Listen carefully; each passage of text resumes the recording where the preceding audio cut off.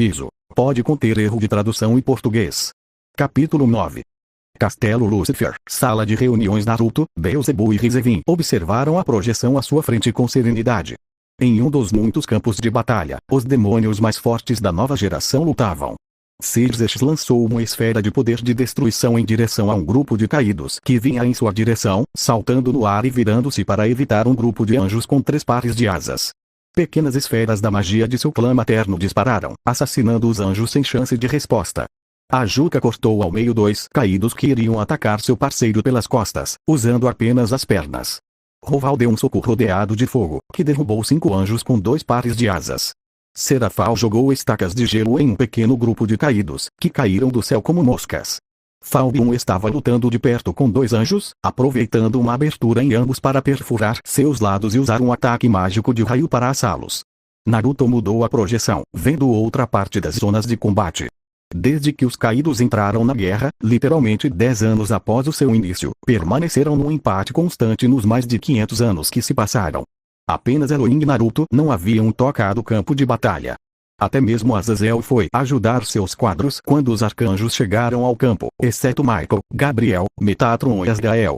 Asmodeus, Beelzebub e Leviatã foram a campo para lutar contra Cocabiel, Tamiel, Armarus e Baraquiel. Embora os quadros tenham recuado com muitos ferimentos, apenas Asmodeus e Leviatã tiveram ferimentos leves, e apenas 1 ou 2 foram um tanto profundos. Beelzebub foi o único que jogou com eles porque, com exceção de seus 2 companheiros, ele era o mais próximo em poder de Naruto, e ele mesmo poderia ter derrotado os quadros com apenas um braço. Eu vou me preparar. Quero fazer pelo menos o Miguel aparecer, e ver se aquele velho desgraçado não fez um trabalho tão ruim com ele. Naruto se levantou e saiu da sala, ignorando os elogios dele, bem como as propostas sexuais das súcubos e de alguns íncubos. Zekrom, seu garoto estúpido. Um cachorro que morde a mão do dono se sacrifica. Quando disseram que ele poderia saber tudo o que acontecia no submundo, não foi brincadeira. Sua presença estava em todos os cantos do submundo, na sombra de cada demônio, nas paredes dos quartos, até no próprio céu. Cada milímetro do chão era ele. O ar que se respirava no submundo era sua presença, observando o que todos faziam. Ele criou demônios como soldados, seu exército pessoal. No entanto, o líder Baal foi estúpido o suficiente para acreditar que faria vista grossa às suas ações. Era óbvio que os demônios não sabiam que ele os estava observando. Seria uma atitude estúpida da parte deles revelar isso, e apenas Mao, Lilith, Rizevin e Euclid sabiam disso. Embora o seu governo se baseasse no medo do seu poder, ele manteve o respeito e a lealdade de todos com um bom governo. Não havia pobres, nem escravos nem nada. Tudo foi feito com permissão concedida por ele, Lilith, Leviatã ou Beelzebub. Asmodeus não tomava muitas decisões pois vivia fodendo com tudo que se metia, menos Lilith, Leviatã e os próprios Naruto e Beelzebub. Assim, para alguém se destacar e poder ocupar o lugar de senhor ou senhora, era necessário ter um certo poder. Não poder político, mas poder puro. Magia, força física. Senhor Lúcifer. Naruto parou quando seu caminho foi interrompido pela irmã mais nova de Euclides. Cabelos prateados e olhos vermelhos, corpo de ampulheta, seios firmes e grandes, cintura fina e quadris largos que terminavam em bumbum firme. Você perdeu alguma coisa, Graifia? A empregada abaixou a cabeça, fazendo uma leve reverência ao seu mestre, antes de levantá-la para olhar Naruto nos olhos. Eu reuni informações sobre os jovens Gremory, Citri, Astaroth e Glacealabolas. Parece que Lord Zekrom Baal tem espalhado o boato de que os 2 chamados super demônios têm um poder próximo ao seu. Embora ele já soubesse dessa informação, Naruto apenas riu levemente. Ele colocou as mãos nas bochechas de Graifia, com ela o encarando, serena, embora um tanto curiosa. Você é mais útil que seu irmão, querido. Que tal um prêmio pelo seu bom trabalho? Graifia assentiu. Naruto colocou o braço na cintura da empregada e começou a andar, com ela o seguindo. Embora ela quisesse esconder, ela estava animada. Ela sabia qual era a recompensa que seu senhor dava aos servos pelo bom trabalho e, assim que teve oportunidade, ofereceu-se para colaborar com ele. Ele era o único homem que ela via digno dela. Eles já estavam do lado de fora do quarto principal de Naruto e Lilith, com Lilith sentada na cama esperando. Assim que entraram, a porta se fechou sozinha. As criadas que passavam abriram ligeiramente a porta, observando com espanto, enquanto seu mestre trabalhava as 2 mulheres com tanta maestria e luxúria. Zekrom abriu lentamente os olhos. Apesar de ser um demônio com capacidade de enxergar no escuro, ele não conseguia ver nada. Tudo estava escuro. Um arrepio percorreu todo o seu corpo. Zekrom, uma luz se acendeu, cegando momentaneamente o líder Bael. Assim que abriu os olhos, ele engasgou de medo quando seu líder mestre apareceu ao seu lado. Ele queria se mover, mas não conseguia. Ele olhou para seus pulsos, notando que eles eram incrustados com diamante puro. Ele olhou para os tornozelos, percebendo a mesma coisa. Você acha que pode agir pelas minhas costas? Você acha que é o cachorro mais malvado do canil? O cachorro que morde mais forte. Zekrom não conseguia falar. Ele estava ofegante de medo ao ver como a Lilith estava ao seu lado, e tinha um olhar inocente para ele. Cada demônio que fez essa expressão era porque iria fazer algo ruim. Tento ser um líder justo, tento mesmo, mas cachorros maus nunca terminam bem. Como sou eu quem deve zelar por você, farei o que for necessário para o bem de todos, mesmo que isso signifique. Naruto aproximou seu rosto do de Zekrom, que sentiu uma lágrima cair de seu rosto. Terminar alguns. Não é isso que você está fazendo com a guerra, querido. Naruto olhou para Lilith com curiosidade infantil. Eu não sei do que você está falando. É evidente que aqueles que vão para a guerra são muitos dos que devem morrer, para que os demônios possam prosperar. Não é uma guerra com o único propósito de poder ficar cara a cara com meu pai, não quero mais isso.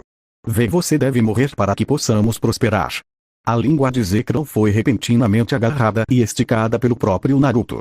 O líder Bael gemeu e grunhiu de dor, sem perceber as lágrimas escorrendo por seu rosto. O que faz você pensar isso, cachorro? Naruto soltou a língua de Zekrom e ele soluçou levemente. O único capaz de fazer chorar o velho líder Bael. Se você acreditou que minha visão se limita a assassinar Elohim e conquistar o mundo, você está mais errado do que parece. Zekrom ficou em silêncio, soluçando silenciosamente enquanto observava seu mestre vê-lo com puro orgulho. Lilith saiu da sala, com um propósito desconhecido para Zekrom. Não sou estúpido o suficiente para não ver o quadro geral. Ele sabia que dar títulos e poder aos cães de caça tornaria um desses cães mais querido do que os outros. O trono, exatamente. A mão de Naruto se transformou em carne queimada, com garras afiadas nas unhas. Ele acariciou a testa de Zekrom com sua garra, começando a descer até seu pescoço enquanto falava. Se eu morresse na luta contra meu pai junto com os outros, meu filho e os outros assumiriam o trono. Eles iriam querer ir para a guerra e um grupo não iria. Isso levaria a uma guerra civil que deixaria o submundo à beira do extermínio. Sua garra desceu pelo seu peito, fazendo com que, entre todo o medo que sentia, Zekrom percebesse que ele só tinha uma toalha cobrindo suas partes íntimas. Meu filho é um idiota e os filhos dos outros não ficam atrás. Muito arrogantes, mas nem tocam na sola do meu sapato no poder. Só a neta do Leviatã já é mais forte que o pirralho de Beelzebul e o mais poderoso de Asmodeus. A garra circulou ao redor de sua barriga redonda e desceu pela perna direita. Circes, Ajuka, Serafal, Falbeum, Roval. Essas crianças não poderiam nos derrubar, mas poderiam derrubar os outros. Rizevin iria embora porque ele não se importa com o submundo, apenas com seu plano tolo de querer dominar a besta do apocalipse. Os olhos de Zekrom se arregalaram de medo. A lenda da besta do apocalipse era verdadeira e ele acabara de descobrir. Uma fera que precisaria ser destruída a níveis inimagináveis, até mesmo pelo poder da destruição. A encarnação do apocalipse. No entanto, você é o único que agiu e até pensou em tomar Lilith como máquina de criação de uma nova geração de demônios, que serviria a você. Não para uma ou, mas para você. Admito que é inteligente, mas, Zekrom tossiu saliva quando a mão de Naruto de repente agarrou seu pescoço, apertando a maçã do pescoço, cortando seu suprimento de ar. Ele olhou para o rosto de seu mestre, notando como sua pele ficou vermelha escura, como se ele tivesse sido queimado. Seu cabelo desapareceu e seus olhos brilharam com muito mais malícia do que nunca. Não é possível ter um objetivo tão ambicioso sem o poder necessário. Lilith entrou pela porta e Naruto soltou Zekrom. O Bael respirou fundo, antes de ver o servo que trabalha para ele, e sua própria filha. Ela, Venelana, olhou para ele com calma. Graifia deu um leve sorriso ao ver seu mestre ligeiramente transformado. Pai, eu não poderia deixar você fazer o que pensava. Talvez Jouticos te apoie, mas eu não. Antes de meu marido e de você, está meu filho. O coração de Zekrom se apertou, observando surpreso sua filha admitir tê-lo traído. De repente, ele virou a cabeça em direção ao rosto demoníaco e sério de Naruto. Ele permaneceu sério como uma estátua. O amor de uma mãe por seu filho sempre será maior que qualquer outro. Você não foi um bom pai, Zekrom, e sua esposa sempre foi boa em tudo. E quando digo tudo, é tudo. Naruto acenou com a mão, mostrando a Zekrom uma projeção que o deixou de boca aberta e olhos mortos. Sua esposa pulando no membro de Naruto, com uma expressão digna de uma sucubo perdida de prazer, enquanto Naruto brincava com os seios dela usando a boca e as mãos. Depois, sua mesma esposa em missionária, com Naruto se movendo de forma que ele era quase um borrão, enquanto a mulher parecia convulsionar com orgasmos múltiplos em tempo recorde. A projeção saiu e Naruto olhou para Graifia e Venelana. Graifia, você vai ensinar a Venelana o que eu te ensinei. Não o mate, deixe-o vivo. Tenho um último trabalho para ele. A transformação de Naruto desapareceu. Ele saiu do local seguido por Lilith, ouvindo o som de alguns metais se chocando, e uma leve explicação de Graifia. Como não podemos matá-lo, faremos a maior tortura psicológica possível. Lilith riu levemente, pegando o braço do marido entre os seios, enquanto o olhava com luxúria. Você não sabe o quanto me excita que você se transforme. Nós nunca transamos quando você se transforma. Naruto parou, olhando para Lilith como se ela o tivesse esclarecido.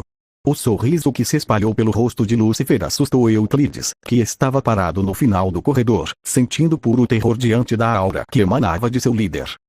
Espero que você consiga lidar com isso, Lilith. Sim, minha vida.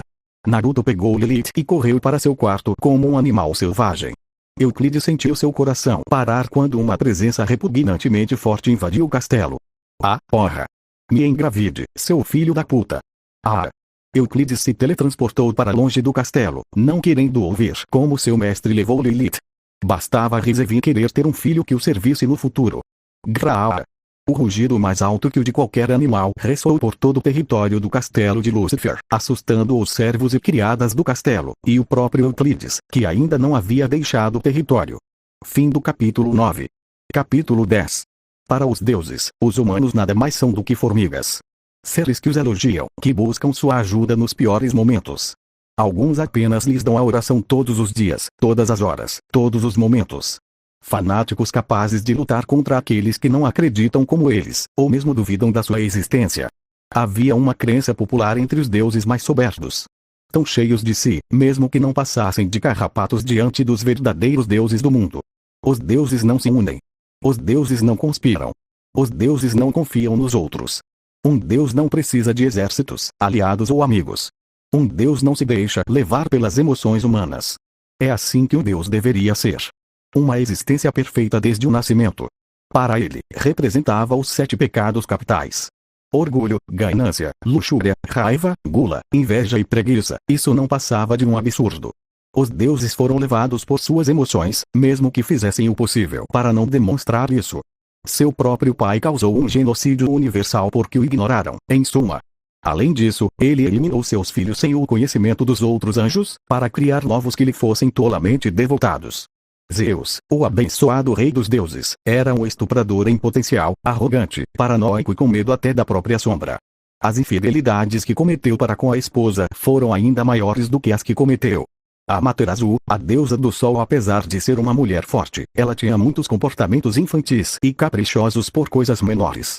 Sua irmã raramente era igual a ela, sem falar no irmão. Shiva, bem. Não conseguia encontrar nada de errado com aquele cara. É o único cujo poder está mais próximo dos primordiais. O ponto notável é que ele tem 3 esposas, mas não tinha um histórico de luxúria ruim como quase todo o panteão grego, ou mesmo ele seu irmão mais novo.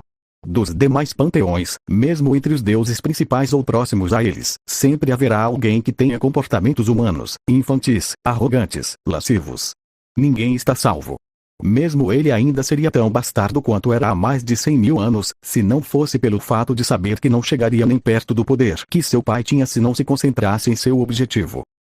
Mesmo sendo pecado original, na carne, ele tinha virtudes como paciência e diligência, e muito raramente tinha as outras.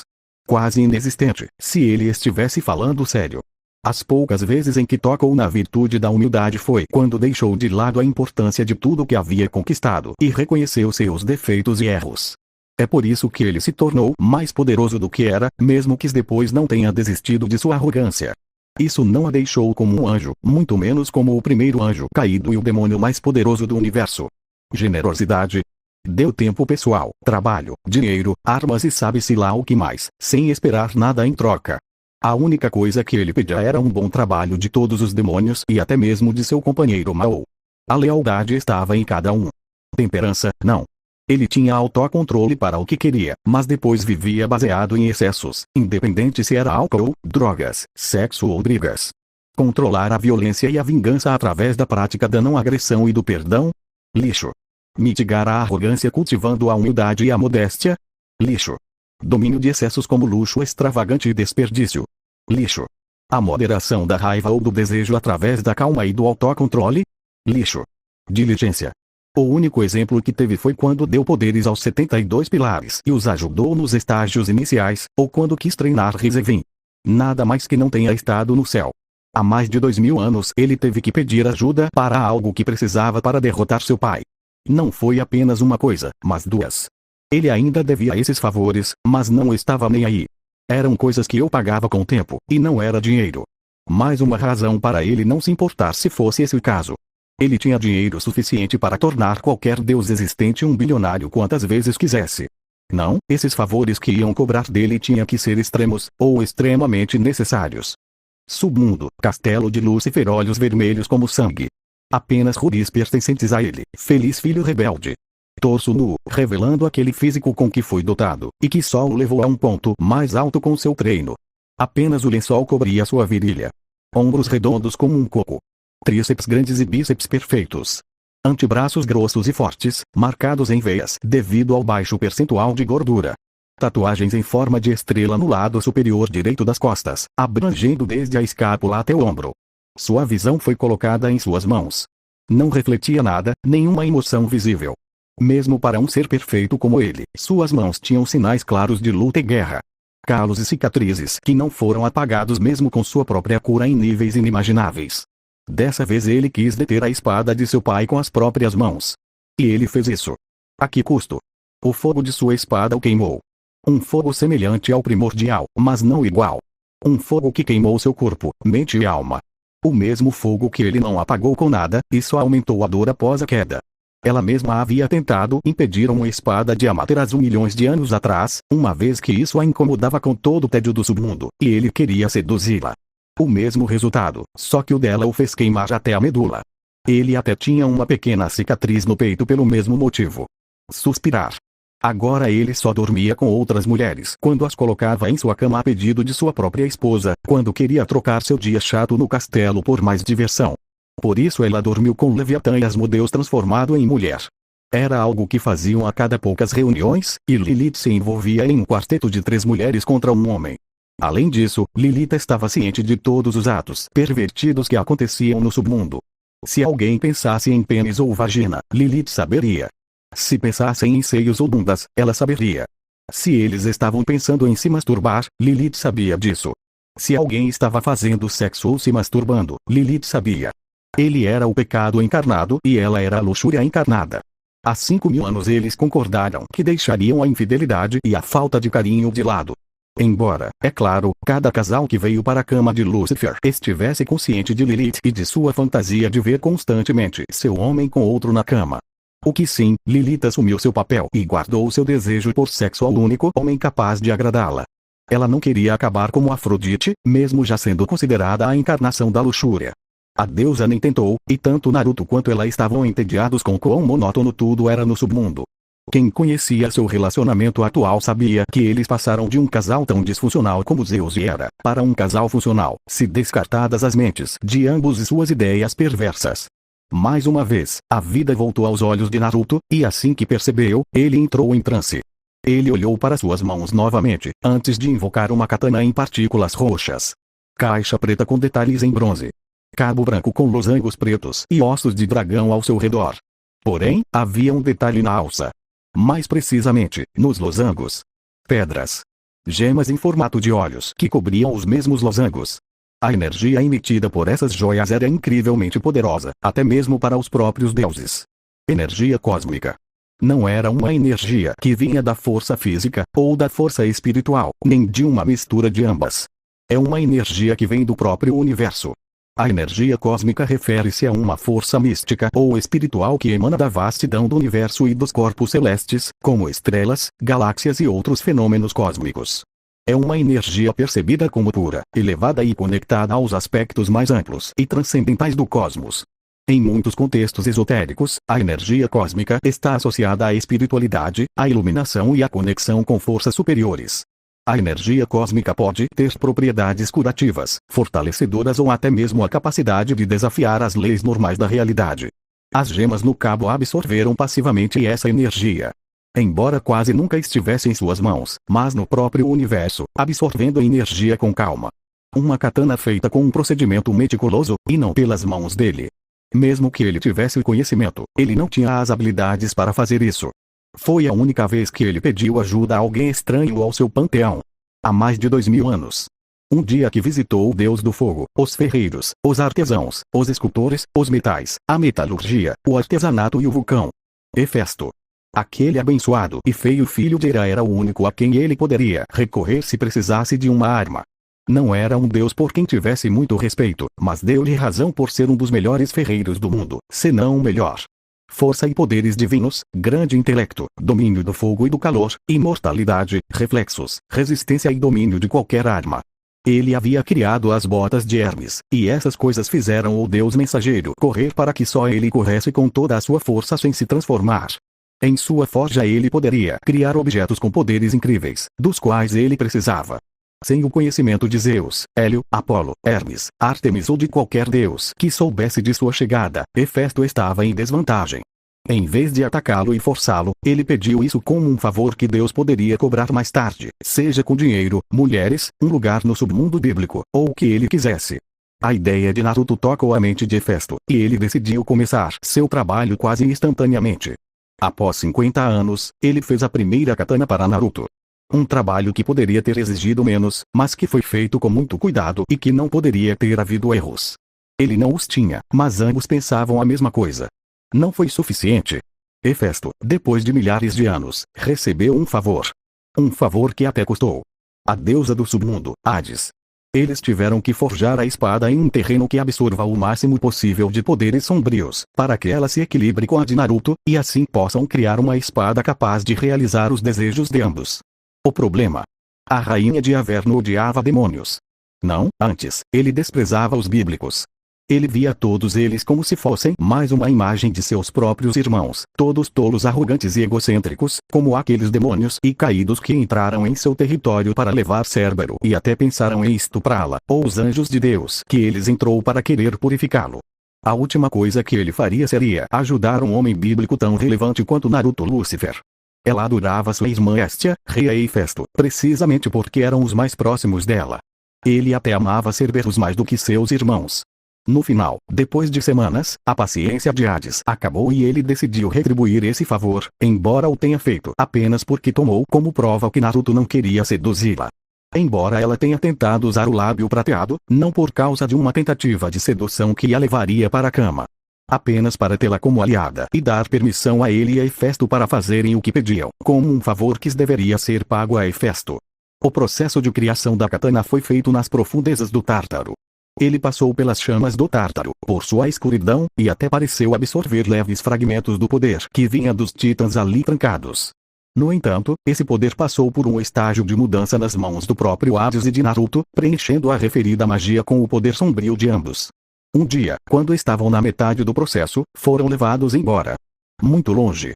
Naruto abriu os olhos irritado, vendo que eles estavam no próprio universo. Não era o universo que ele conhecia. Foi muito diferente. Parecia uma dimensão para a qual ele foi enviado. Porra, Naruto se virou para ver a deusa do submundo, que estava de pé com cautela. Ele sacou armas parecidas com garras, algo que chamou a atenção de Naruto, que sibilou. Hefesto levantou-se rapidamente. O deus, com quase 3 metros de altura, músculos enormes, longos cabelos e barba ruivos, olhou para sua tia e seu companheiro. As pulseiras em seus pulsos transformaram-se em um martelo quase da mesma altura dele, pronto para uma luta se necessário. Quem nos convocou aqui é muito poderoso. Quem você acha, Naruto, Lúcifer? A primeira katana que Hefesto fez para ele foi convocada de repente, cortando um pequeno sol que vinha em sua direção. Eles olharam para frente, vendo a figura que apareceu na frente deles. O olhar de Hades e Hefesto mudou, mostrando preocupação. Naruto, por outro lado, ficou extremamente sério. Senhora Caos. Os olhos do primordial, que pareciam o próprio universo, olharam para Naruto com serenidade, percebendo que ele não havia baixado a cabeça. Assim como a história dizia. Hades e Hefesto apenas baixaram ligeiramente o olhar, antes de levantá-lo novamente, por vontade própria do primordial. Senti uma presença que não deveria estar aqui, tal como ditavam as leis entre os deuses, e pensei que seria conveniente ver quem poderia ser a causa de uma guerra estúpida, mas divertida. Naruto ergueu a mão infantilmente, sorrindo como se fosse uma criança curiosa. Esse sou eu. O caos flutuou até que ela ficou na frente de Lúcifer, que a encarava com um leve sorriso. Embora eu já saiba o motivo de você estar aqui, não me lembro do final disso. Ele olhou para ela como se fosse óbvio. Minha espada morreu com minha queda. Foi destruído quando meu poder foi reduzido por não ser mais um anjo, e apenas aumentar. Minha energia escura foi o que me fez voltar ao normal e até me tornou mais forte. Caos assentiu. Hefesto não se lembrava dessa parte da história, justamente porque nunca se interessou muito pelos outros panteões, e só conhecia as principais figuras de autoridade e as mais poderosas. Hades era outro assunto. Ela sabia sobre Naruto, precisamente porque tinha ouvido falar que o primeiro anjo caído criou um mundo separado que ele chamou de submundo. A história de Lilith, dos demônios, dos poderes e assim por diante, foi algo que ela descobriu através de Afrodite, do quão curiosa, ou melhor, fofoqueira, ela era. Removendo claramente Apolo, Hermes e, ocasionalmente, Hélios. Ele olhou para Naruto. Os olhos recém-infantis tornaram-se sérios, frios como o próprio inferno. Meu único objetivo é tomar o trono que me pertence, aquele que meu pai deveria ter me dado e descansar pela eternidade junto com o resto da poeira estelar. Ele poderia até sair com a besta do apocalipse se quisesse. O caos estava no mesmo nível de Naruto apenas porque ele flutuava. Ainda assim, Naruto olhou para ela com tanta arrogância que parecia até superior à do próprio Zeus. Era óbvio, porque Zeus teria curvado a cabeça diante dela, assim como Hades e Hefesto fizeram recentemente, e somente sua vontade os ergueria. Embora eu gostaria de dizer que isso não me surpreende, me surpreende. Você não conseguiu nem chegar perto na queda e não lutou contra Miguel. O que faz você pensar que pode vencer agora? Elohim assassinou meus irmãos. Ele os criou novamente, mas eles não são nem um filho meu para serem comparados, e eles não têm o livre-arbítrio que o resto de nós tinha. O único objetivo é Elohim. Hades e Hefesto ficaram um pouco surpresos com isso. O deus bíblico, Elohim, Yahvé, entre outros, foi retratado como um deus benevolente, gentil e compreensível. Eles não acreditariam que ele eliminaria seus filhos assim. Embora isso apenas tenha dado a Hades uma vaga lembrança de seu próprio pai. Cronos. Ainda assim, o Tártaro permitiu que aquela maldita espada fosse feita. Zeus deve estar com algum humano, e o resto continua em seu mundo interno. Algumas pequenas joias voaram em direção a Hefesto, que as agarrou com cuidado ao ver que vinham em sua direção. Caos olhou para Hefesto. Ele passou por Hades e então olhou para Naruto. Eu lhe darei minha ajuda. Embora não devesse, tenho certeza de que alguns dos meus colegas ficarão gratos por você lhe dar um tempo. No entanto, você me deve um grande favor por isso. Naruto acenou com a cabeça, estendendo a mão para a deusa primordial pegar. Ele olhou para a mão e depois para Naruto com uma sobrancelha levantada. Ele apertou com força, mesmo que sua mão fosse menor que a de Naruto por causa de seu corpo.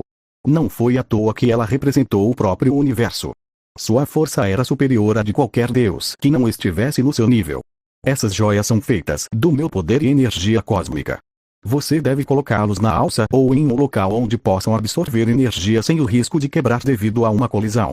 Depois disso, a deusa explicou-lhe sobre a energia cósmica e seus benefícios e desvantagens. No entanto, as desvantagens eram facilmente evitáveis. Era uma questão de fazer as coisas direito. Se a katana gerencia sua energia, você terá que encontrar uma maneira de fazer com que ambas funcionem.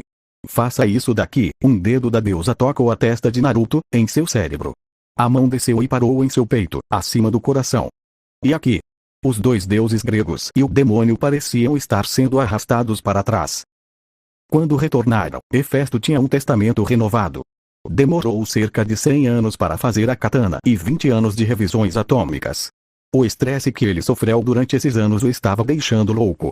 Veja átomo por átomo se a katana estava boa, ou refaça outra novamente. Finalmente, diante de Naruto, Hades e Hefesto, estava a arma mais poderosa criada pelo deus ferreiro. Muitos nomes passaram pela cabeça de Naruto, considerando que ele tinha que escolher o nome para isso. No entanto, foi Hades quem deu nome à criação de seu sobrinho. Astrum. Estrela em latim. Uma dica para seu apelido, Morning Star. Foi também uma sugestão para a conexão com a energia cósmica e seu poder celestial sombrio. Uma espada demoníaca forjada nas profundezas do Tártaro pelo próprio Hefesto, dotada de grandes poderes sombrios e energia cósmica. Imbuído de uma série de poderes mágicos. Ele lentamente a desembainhou, vendo seu reflexo na lâmina. Uma vez lá fora, ele olhou para ela com muito cuidado. A borda nunca foi arruinada. A lâmina poderia cortar qualquer coisa. Ele separou diamantes, planetas, núcleos, estrelas e o próprio Sol de outro sistema solar. Nunca foi arruinado. Se Hefesto fosse mulher, ele tinha certeza de que teria sido sua esposa. Eu não tinha dúvida sobre isso. A imagem de uma mulher grande, com cerca de 3 metros de altura, golpeando com um grande martelo enquanto fazia uma espada veio à sua mente. Algum pano cobrindo os seios e uma saia grega cobrindo por baixo. O rosto feminino e sexy que faria a própria Afrodite parecer ridícula, e lábios que certamente sugariam metade de seu rosto em um beijo. Seios do tamanho de 3 melancias. Ele sentiu mãos tocar em seus ombros, massageando suavemente. Ele embainhou a katana e a fez desaparecer em partículas roxas, antes de se virar para olhar para Lilith com um canto do olho.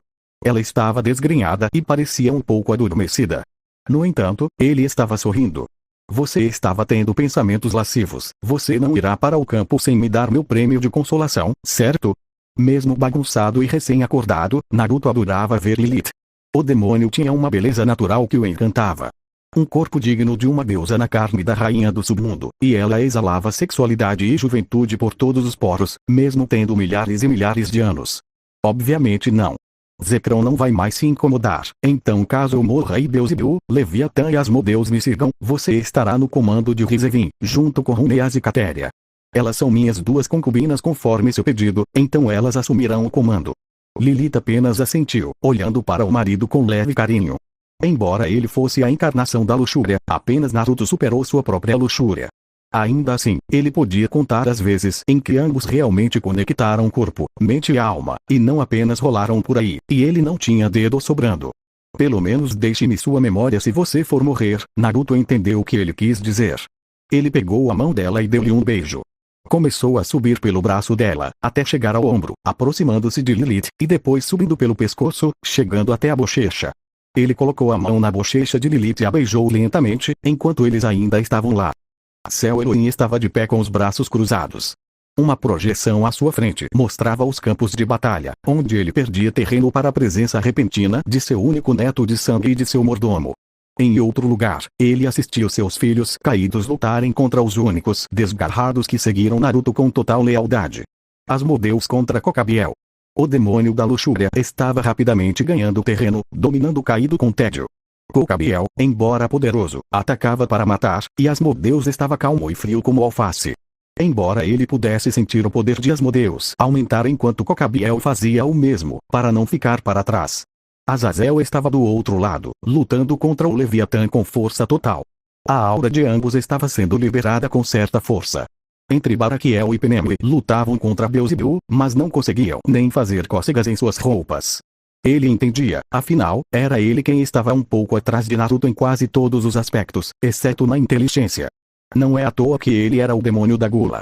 Seus filhos estavam lutando contra outros quadros e alguns grupos de demônios. Porém, ele não sentiu Naruto em lugar nenhum, então ele assumiu o óbvio. Ele devia estar trançando ou se preparando para sair. Ele abriu 2 asas douradas nas costas e começou a voar para baixo, cruzando as nuvens no céu para descer lentamente em direção ao campo. Era hora de tirar seu filho de lá. Fim do capítulo 10.